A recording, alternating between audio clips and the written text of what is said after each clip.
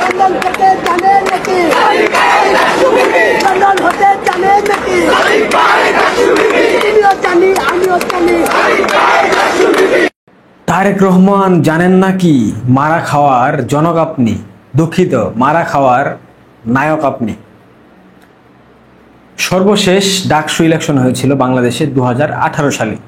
1990 পরবর্তী দীর্ঘ 27 বছর পর ডাকসু নির্বাচনে ঢাকা বিশ্ববিদ্যালয়ে এইবার মোট ভোটার সংখ্যা ছিল 50,000-এর মতো। সেইখানে শতকরা 80% ভোট কাস্ট হয়েছে, যেখানে ঢাকা বিশ্ববিদ্যালয় ক্যাম্পাস অনেক শিক্ষার্থী ছুটিতে বাড়ি গিয়েছে, আবাসিক শিক্ষার্থী বাড়ি গিয়েছে, অনাবাসিক শিক্ষার্থী রয়েছে।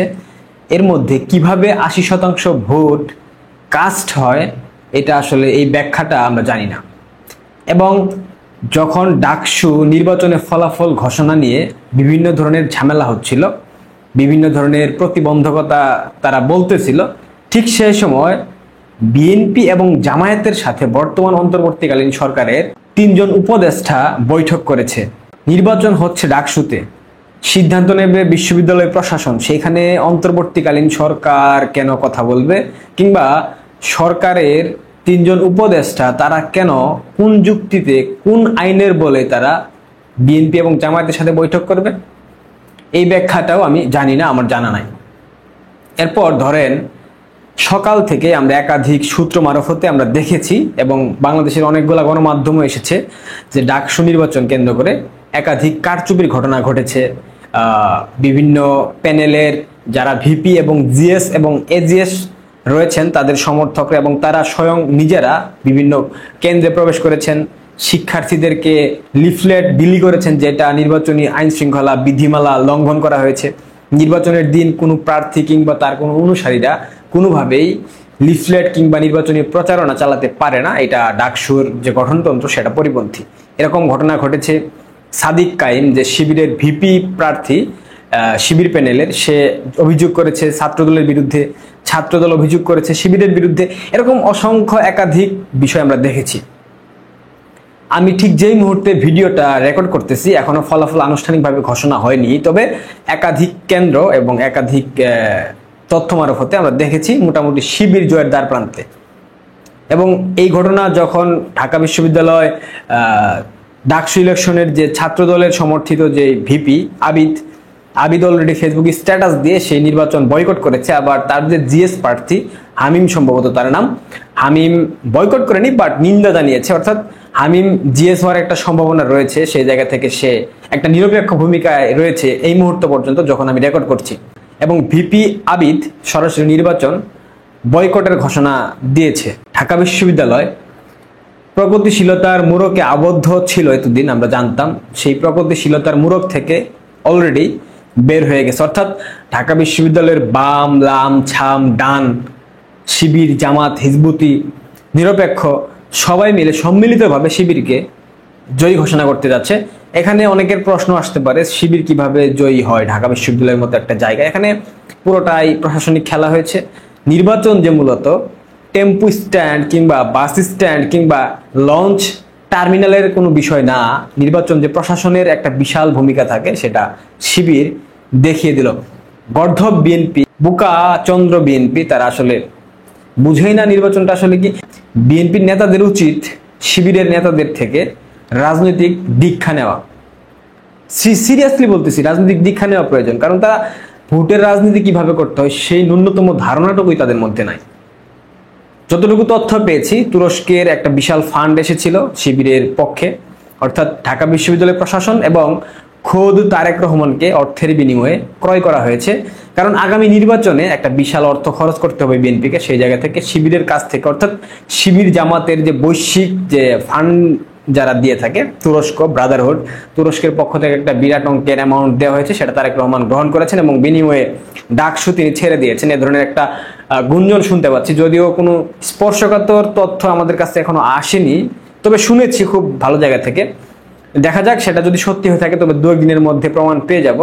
আনুষ্ঠানিকভাবে ঢাকা বিশ্ববিদ্যালয়ের শিক্ষার্থীরা টাকার বিনিময়ে এবং ঢাকা বিশ্ববিদ্যালয়ের জামাত প্রশাসন টাকার বিনিময়ে ঢাকা বিশ্ববিদ্যালয় ক্যাম্পাসকে প্রতিক্রিয়াশীল গোষ্ঠীর হাতে তুলে দিল যারা স্বাধীনতা যুদ্ধে সরাসরি বিরোধিতা করেছিল, যারা ৭১-এর মহান মুক্তিযুদ্ধে গণহত্যা চালিয়েছিল, যারা ৭১-এর মহান মুক্তিযুদ্ধে আমার মা বোন নানা নানিদের ধর্ষণ করেছিল, আজকে সেই পরাজিত শক্তি ঢাকা বিশ্ববিদ্যালয় পরিচালনা করবে। যদি ডাকসু ইলেকশনে শিবির জামাত অর্থের বিনিময়ে নির্বাচনী ফলাফল ঘুরিয়ে দিতে পারে, সেক্ষেত্রে আগামী নির্বাচনে যদি আওয়ামী লীগ না থাকে, সেই ক্ষেত্রে বিএনপি কিভাবে নিশ্চয়তা তারা পায় যে তারা জিতে যাবে? তাদেরকে শিবির হারিয়ে দেবে না, এই নিশ্চয়তা তারা এখন আর দিতে পারবে না। আজকে কার্যত ডাকসুতে শিবিরের জয়ের মধ্য দিয়ে মূলত বিএনপির রাজনৈতিক মৃত্যু ঘটে গেল এবং আগামী নির্বাচনে সেটা বিএনপি খুব হারে হারে টের পাবে। যেই বিষয়গুলো ঘটেছে প্রত্যেকটা বিষয়ের জন্য আমি শুধুমাত্র বিএনপি ছাত্রদলকে দায়ী করব না, আমি পুরোটা বিষয়ের জন্য দায়ী করব বাংলাদেশ আওয়ামী লীগ। অনেকে আমাকে গালমন্দ করবেন এই কথা বলার পর।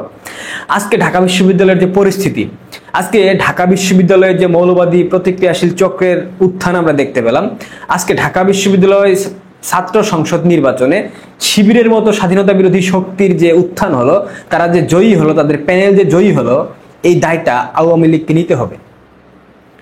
তামিরুল মিল্লাত মাদ্রাসা গাজীপুরের একটা বিখ্যাত মাদ্রাসা, এটা হচ্ছে জামাত শিবিরের একটা নির্ভয় আশ্রয়স্থল। এখানে জামাত শিবির জন্ম নেয়, এখানে ব্রেন ওয়াশের মাধ্যমে সকল পর্যায়ের শিক্ষার্থীদেরকে শিবিরের অন্তর্ভুক্ত করা হয়। এই তামিরুল মিল্লাতের মতো অসংখ্য দাখিল মাদ্রাসা থেকে পাশ করে, অর্থাৎ এইচএসসি সমমানের দাখিল কিংবা ফাজিল যাই হোক না কেন বলে যেটা তাদেরকে, সেই পরীক্ষার মাধ্যমে বাংলাদেশের প্রত্যেকটা বিশ্ববিদ্যালয়ে পড়াশোনা করার সুযোগ সৃষ্টি করে দিয়েছিল বাংলাদেশ আওয়ামী লীগ, এবং এর দায়টা মাননীয় প্রধানমন্ত্রী শেখ হাসিনার উপর। সমালোচনা করতে হবে, শেখ হাসিনার প্রশ্নে আমরা আপোষহীন, বাট যেটা সত্যি সেটা বলতে হবে। 560টা মডেল মসজিদ করেছে আওয়ামী লীগ, ইমামদের, এই মসজিদের ইমামদের বেতনভুক্ত করেছে বাংলাদেশ আওয়ামী লীগ।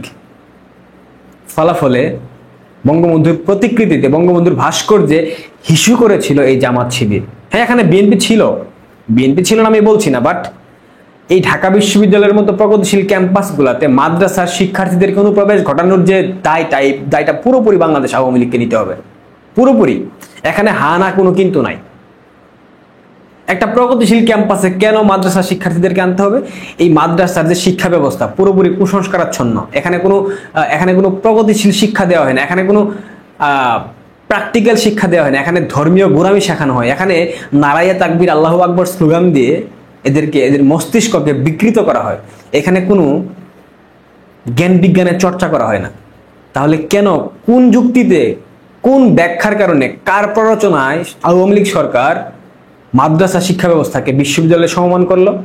মাদ্রাসা থেকে কেন বিশ্ববিদ্যালয়ে ভর্তির সুযোগ করে দিল? কেন আসিফ মাহমুদ সজীব ভুইয়ার মতো টুকাই মাদ্রাসা থেকে পড়ে সে ঢাকা বিশ্ববিদ্যালয়ে ভর্তি হবে?